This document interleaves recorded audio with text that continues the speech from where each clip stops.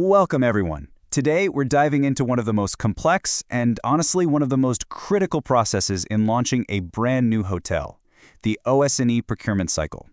This is really where the grand vision for a luxury hotel stops being a blueprint and starts becoming a reality.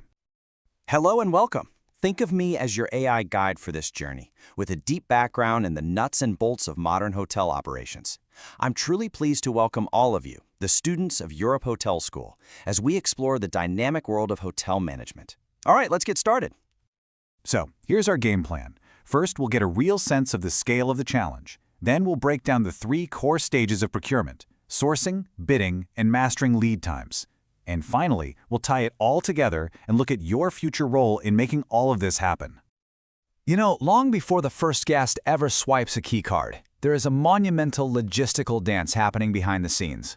To open its doors, a hotel has to be perfectly equipped, and it all starts with understanding OS&E. So, what exactly is OS&E? Well, it stands for Operating Supplies and Equipment. The easiest way to think about it is, it's everything that isn't nailed down or part of the building itself. We're talking about everything from the forks and knives in the restaurant to the hairdryer in every single guest room.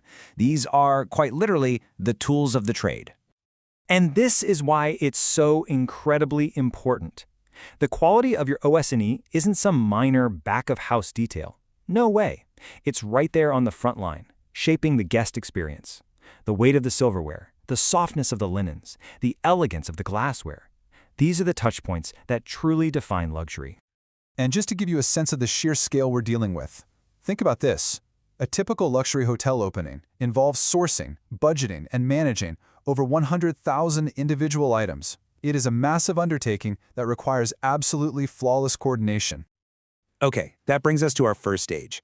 Sourcing isn't just a shopping trip. It is a highly strategic process of finding the perfect partners, the vendors who can meet the hotel's incredibly high standards for design, durability, and of course, volume. Now, when it comes to sourcing, there is no one-size-fits-all answer.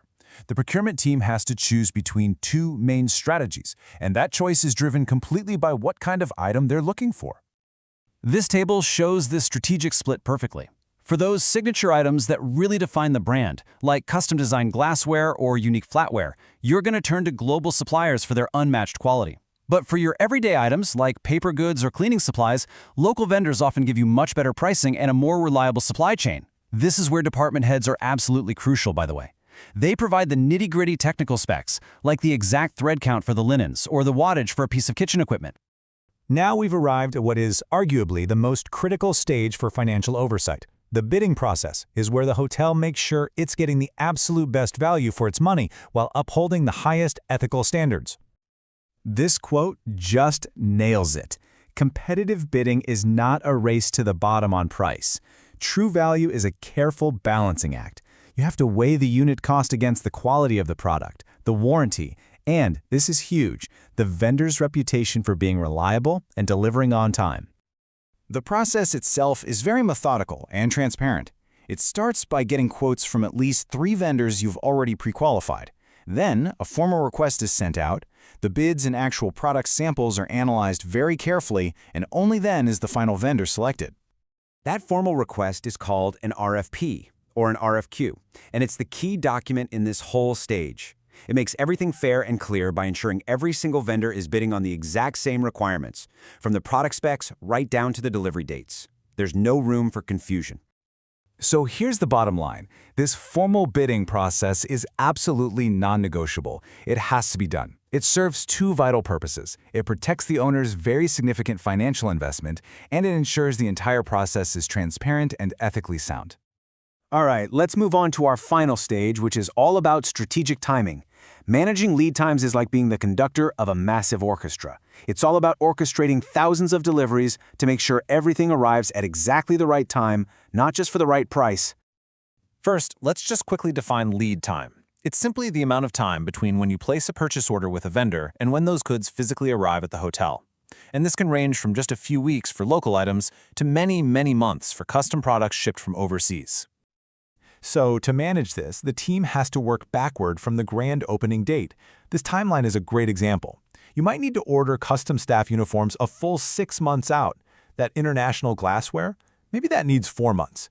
You can see how this quickly becomes an incredibly intricate logistical puzzle. And the consequences of getting this timeline wrong are severe. If you order too late, you can't train your staff, which could delay the entire hotel opening. But if you order too early, you're suddenly paying for storage and risking damage to your brand new items before they're ever even used. The timing has to be precise. So, why does all of this matter for you? Well, because mastering this cycle isn't just an administrative task. It's a clear demonstration of the core leadership skills that you're going to need throughout your entire career. This entire complex process culminates in one single document, the final purchase order. Now, this isn't just another piece of paper. It is a legally binding contract. That is why it requires the final sign-off from the very top of hotel management, the director of finance, and the general manager.